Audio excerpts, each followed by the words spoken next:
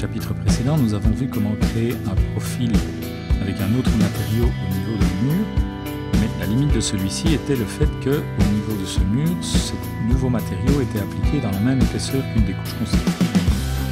Qu'en est-il maintenant si par exemple je souhaite, dans ce mur, réaliser un profil en relief qui serait une pierre bleue ici en dessous, mais qui aurait l'épaisseur de mon parement, avec en plus un profilé décoratif devant.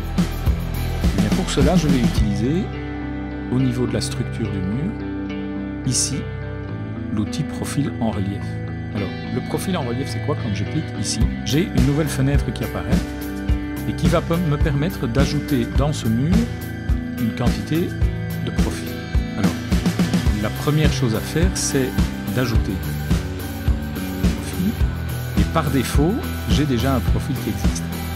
Alors, ce profil, on va voir en quoi il est constitué. Mais donc, je vais pouvoir sélectionner par rapport à ce profil, qui est donc en fait une ligne 2D polyligne fermée. Je vais pouvoir déterminer un matériau, une distance. Donc, par exemple, ici, je vais reprendre mon bouton.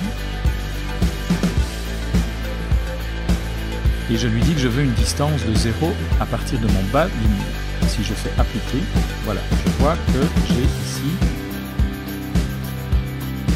un profil qui est appliqué devant mon mur. Alors, pourquoi il est devant? Simplement parce que le profil dessiné ici en 2D est constitué d'un carré et qu'il se positionne à 0 par rapport au bas de mon mur et sur la face extérieure. Donc, je pourrais par exemple le monter, je sur la 5 cm plus haut, okay, mais je pourrais également dire que je veux le mettre latéralement dans le mur, mais cette fois-ci non pas par rapport à l'extérieur, mais par rapport à l'intérieur. Il va passer à ce moment-là de l'autre côté. Également avec un décalage, ce qui va me permettre, par exemple, ici, quand je le remets à l'extérieur, de mettre un décalage, par exemple, de moins 9 cm, ce qui va venir l'incruster dans mon mur, ici. Et donc je vais avoir maintenant un élément qui va couper mon parement sur cette hauteur-là, mais qui, du fait que le profil dépasse, va créer une extrusion le long de mon mur et va faire en sorte que je vais avoir une plainte qui va être visible dans tout mon mur. Voilà, je me retrouve donc avec ceci. J'ai une plainte complète sur, de nouveau, tous les murs qui utilisent ce type. Donc cet élément apparaîtra en coupe, en plan, en élévation, en 3D, partout. Il est ici. Là, j'ai utilisé un profil par défaut qui est un simple carré. Maintenant, qu'en est-il si je veux réaliser un profil décoratif?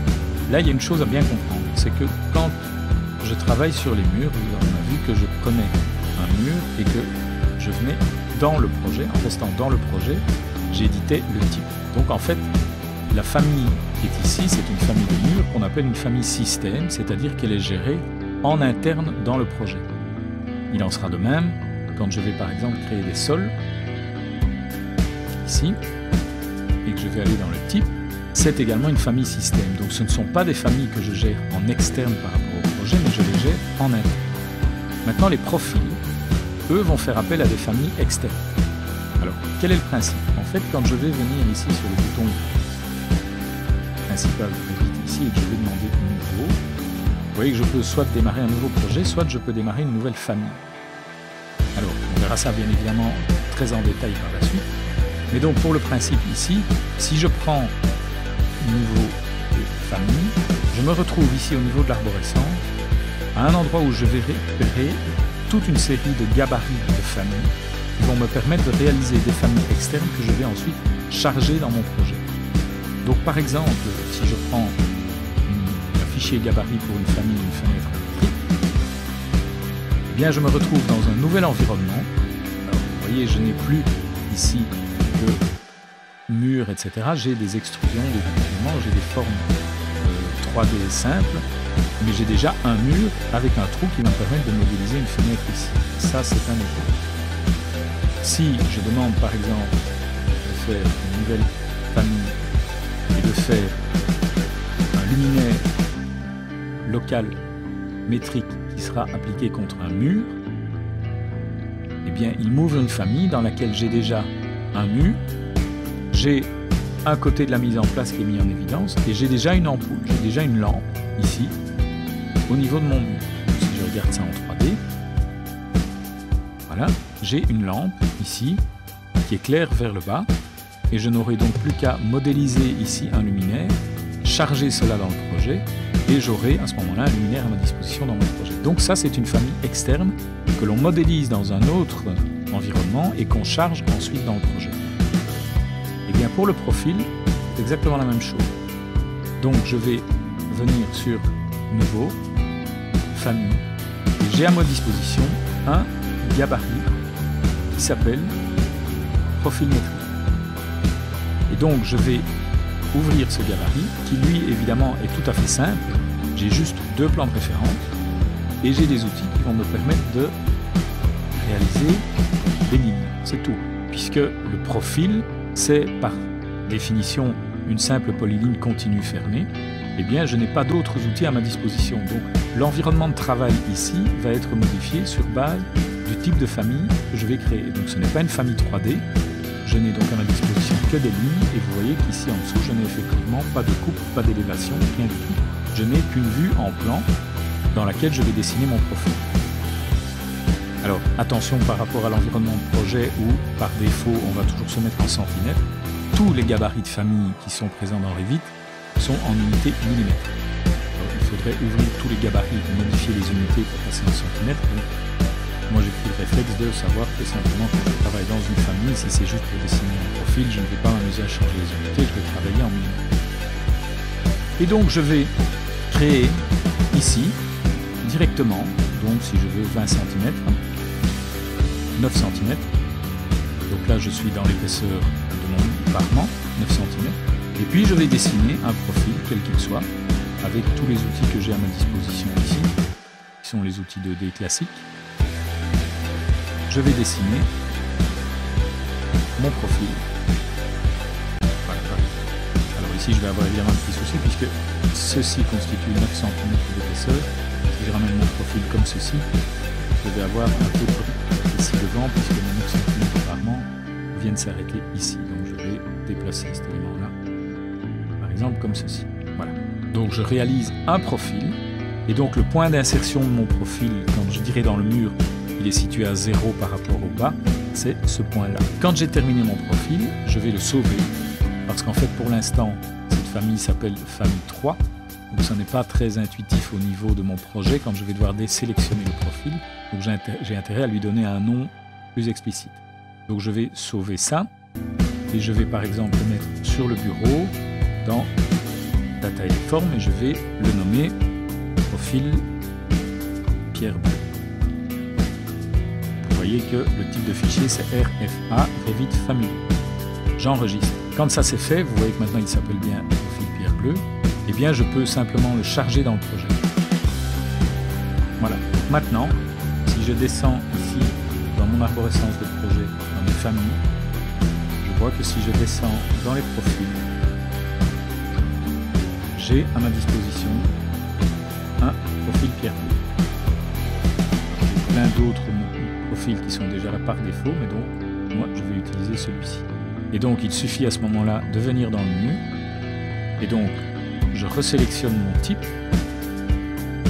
je retourne dans les profils en relief, et je vais simplement ici, puisque le profil est déjà positionné, je vais simplement changer mon profil et sélectionner profil pierre bleue. De manière assez systématique, il se met à l'envers, donc je vais le mettre en décalage 0. Je préfère toujours, pour avoir le minimum de réglage, laisser le profil tel qu'il est là, donc je vois en fait qu'il suffit de l'inverser sur base d'un axe de symétrie ici. Donc je valide mon profil comme ceci, voilà, en 3D dans mon projet.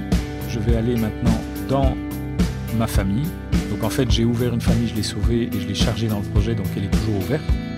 Alors c'est peut-être le moment d'expliquer ces deux boutons-ci. En fait celui-ci va me donner la liste de toutes les fenêtres qui sont ouvertes actuellement dans Revit.